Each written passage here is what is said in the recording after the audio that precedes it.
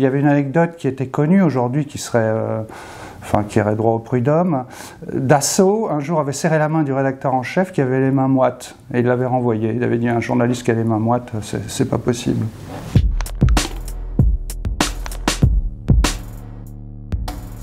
Je m'appelle Mathias Debureau et je suis rédacteur en chef du magazine Citizen K. Quand je suis rentré pigiste, c'était vraiment c'est vraiment très séparé en fait. C'est deux mondes qui à une époque ne se parlaient même pas, puisque moi je connaissais pas le photographe. C'était assez étrange. Et même un jour, le garçon de la mode avait dit mais c'est très bien comme ça. Et finalement, ça laisse aussi une indépendance à l'écriture. Maintenant, ça a un peu changé. On donne un thème et parfois la mode donne un thème mais c'est assez particulier puisqu'en principe, un rédacteur-chef à Vogue s'occupe des séries de mode. Donc on peut dire que c'est un magazine bicéphale, ou je sais pas comment on dit. C'est des vieux souvenirs. Ça, c'est le premier magazine que j'ai lu vraiment enfant. C'était dans une malle chez ma grand-mère. Et ça me fascine encore parce que là, là on a une cover imparable. Hein. Je pense qu'on peut pas faire mieux. Et puis il y avait plein de rubriques amusantes. Alors surtout, moi j'aimais bien, je lisais ça enfant, la chronique mondaine d'Edgar Schneider. Voilà. Alors je ne saurais pas retrouver, mais enfin c'était tout. Il allait toujours dans les stations de montagne, à Megève. Enfant, c'était puis les dessins, qui rasent. Voilà. Mais j'ai pas vraiment relu, mais enfin c'est... Ah bah tiens, ça c'est marrant, ça c'est pour vous, ça. Chez le comte de Rohan-Chabot. Voilà, c'était fondateur de Technicart, enfin c'est sa famille. On trouve ça au Puce à la librairie de l'Avenue. Et le crapouillot, alors surtout le crapouillot des années 60, après il y a une dérive droitière, c'était plus vraiment le même journal, mais les lèche-bottes, le show business, tout y passe. Et ça, c'est peu après la mort de Galtier-Boissière, qui était le fondateur. Et c'est pareil, c'est vraiment vous voyez, des maquettes assez spectaculaires. Hein. Et juste avant, il y avait un numéro spécial LSD. On en parlait tout à l'heure. Le spécial LSD, Modiano a écrit son premier article dans le Crapouillot. Donc c'est un historique, mais je crois qu'il ne souhaite pas le voir republié. Ou un article, un pamphlet contre les idoles. C'était des interviews de Jean-Luc Maître et Thierry Ardisson. J'ai oublié, je ne sais plus si c'était Rock and Folk. Donc c'était des interviews extrêmement agressives. Là, on est au-delà du Ardisson vulgaire, où c'est... Dans mon souvenir, je sais qu'ils avaient cassé 2 côtes, enfin ils avaient fêlé des côtes à Yves Simon, parce que c'était vraiment un vrai interrogatoire, donc c'était dans les conditions, et ils l'avaient plaqué contre la baignoire.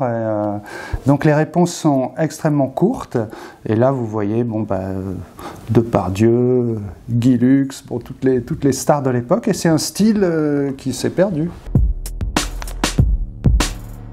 J'aime bien la presse étrangère.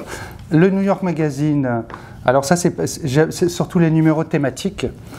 C'est un numéro sur l'histoire de l'appartement. Alors c'est assez amusant. Très documenté, on peut vraiment se plonger des heures. Voilà, c'est toutes les 1000 détails. Ça c'était l'appartement de Burroughs, là, son bunker.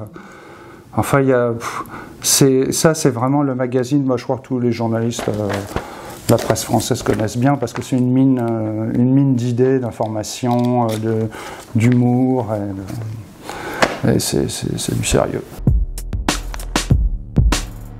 J'aime beaucoup le Financial Times, surtout pour l'architecture. On ne s'attend pas dans le Financial Times à avoir les meilleurs chroniqueurs d'architecture, mais pourtant c'est le cas. Et ils ont toujours je sais pas, des idées étranges. Ça peut aller de l'architecture des centrales nucléaires ou enfin, c'est vraiment très pointu. C'est les premiers à avoir évidemment écrit sur le brutalisme, le retour du brutalisme il y a 15 ans. Ils sont toujours en avance sur les derniers parcs pour enfants. Où ils vont, voilà. C'est le magazine Fortune, 1935, et je pense, enfin les spécialistes de maquettes disent que c'est ce qu'on a fait sans doute de plus beau et de plus spectaculaire, déjà pour le format.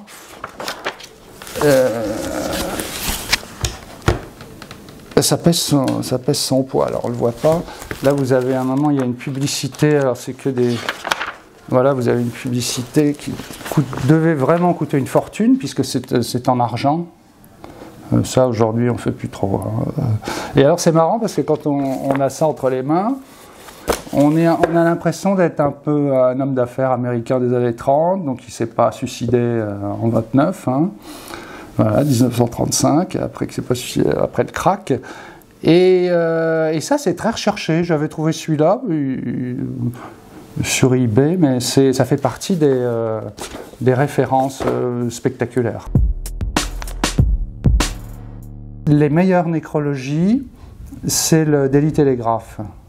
Et parce qu'il y a une tradition anglo-saxonne que j'aime bien dans la nécrologie, peu importe le degré de notoriété, où ils s'intéressent surtout aux gens, aux excentriques. Alors il peut y avoir des nécrologies très longues, mais vraiment très bien écrites, sur des personnages, des seconds couteaux de films. Où je me souviens, j'avais le souvenir, la première nécrologie que j'avais lue, c'était un acteur vraiment archi-second rôle de Autant n'emporte le vent, mais que les gens n'aimaient pas, qui était hué dans les salles. Après, il n'a pas fait carrière, il est devenu ambulancier, et quand il est mort, ils ont pensé à faire une grande nécrologie sur lui. J'ai oublié son nom, mais c'est toujours, et quand on lit ça, on se dit, ah, quel dommage, enfin, c'est que des gens qu'on aurait rêvé de rencontrer, mais malheureusement, c'est trop tard. C'est une revue littéraire qui est faite à San Francisco, écrite par des enfants. Donc, on peut lire des textes, 12 ans, 6 ans, et c'est vraiment émouvant. Là, il y a une petite fille de 7 ans, voilà, qui écrit un texte, et à chaque fois, moi, ça me trouble, enfin, de lire les textes de ces enfants. Et c'est Dave Eggers, voilà, qui avait lancé cette association, ce projet. Et les couvertures étaient vraiment spectaculaires.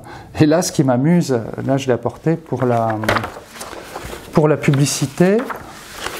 Voilà, c'est une publicité pour Karl Lagerfeld, vraiment minimaliste, et ça j'aime beaucoup. Les choses comme ça, un peu les concepts, c'est juste le prix de la page, le chèque. Voilà, ça je pense qu'on n'est pas prêt de revoir ça avec la banque de Karl Lagerfeld. Et, très amusant. Et puis après, oui, il y a il y a tout un tas d'articles, parce qu'on se plonge un peu dans le Gotha, oui, le palace de l'époque, amusant, les publicités. Je trouve que c'est vraiment parmi les choses les plus intéressantes dans la presse française. D'ailleurs, c'est un ancien de Nicolas Santolaria de Technicart. Et les thématiques, voilà. Et la bienveillance, bordel.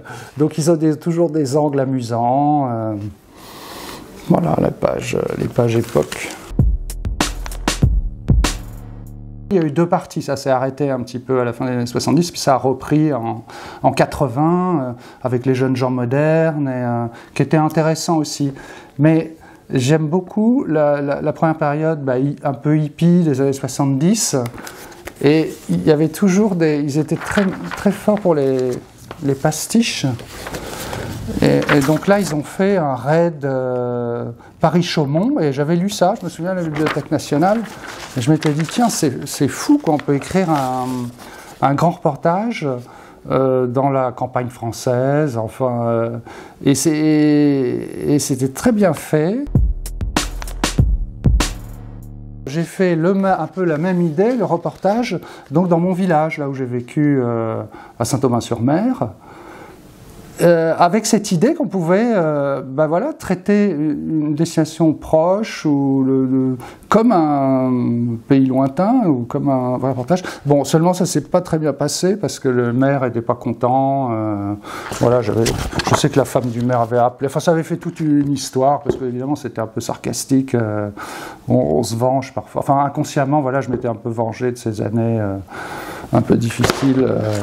Voilà, parce que c'est une station balnéaire, pour dire la vérité, qui n'était plus à la mode. Donc les jeunes filles ne venaient plus en vacances à Saint-Thomas-sur-Mer. Donc on était surtout entre copains. Et voilà, quand il y avait une vacancière, c'était une pour 10, quoi. Donc c'était des conditions difficiles. Et parce que le sud, la Bretagne, était devenu à la mode. Et la Normandie, donc la côte de Nacre, n'était plus du tout à la mode. Et évidemment, ça se ressent, je pense, dans le ton de l'Arctique, toutes ces années de disette à l'adolescence. Et voilà. Il est plutôt connu pour être un romancier, un grand romancier, un reporter de guerre. Mais là, ce qui est amusant, c'est, je trouve, quand on confie des choses légères, comme la télévision ou les cabarets. Donc il a fait beaucoup c'était en François, beaucoup de grands reportages, mais donc de proximité. Et ça, c'est un article, le premier article, donc, qui est consacré à... Alors, est-ce qu'il y a des photos? À Léon Zitrone. Et donc, c'est un portrait au long cours. Et c'est un article que je relis une fois par an, voilà, pour la maestra. Pour moi, c'est le sommet d'écriture, de finesse, de drôlerie. C'est-à-dire que tout est enfin sous-tendu.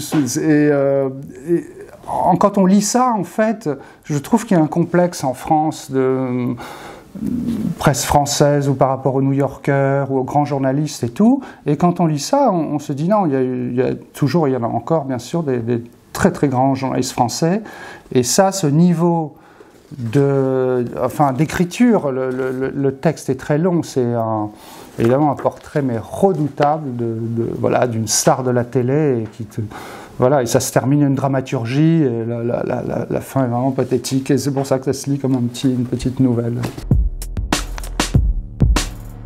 C'est septembre 2000. Et alors là, je ne l'ai pas apporté pour un article, mais pour une série bijoux. Et c'était donc une série bijoux signée par Guido Mocafico. Hop. Ciel mes bijoux, mais on ne voit rien. Donc il y a tous les crédits à chaque fois. Il y a tous les crédits des bijoux, hein, Tiffany, Cartier, et voilà. Mais c'est que évidemment des bijoux qui ont été volés. Alors à chaque fois c'est associé à un casse à Monaco, il y a un petit détail, c'est très, très subtil. Et on voit plus trop de choses comme ça. Et les photos, ce qui est amusant, c'est que moi j'étais dans la partie l'écriture, donc je sais juste, on m'avait raconté, parce que cette histoire me fascine un peu, qu'il avait réellement pris les photos. Les photos ont été prises, enfin la table lumineuse, quoi. Voilà, c'est une série bijoux amusante.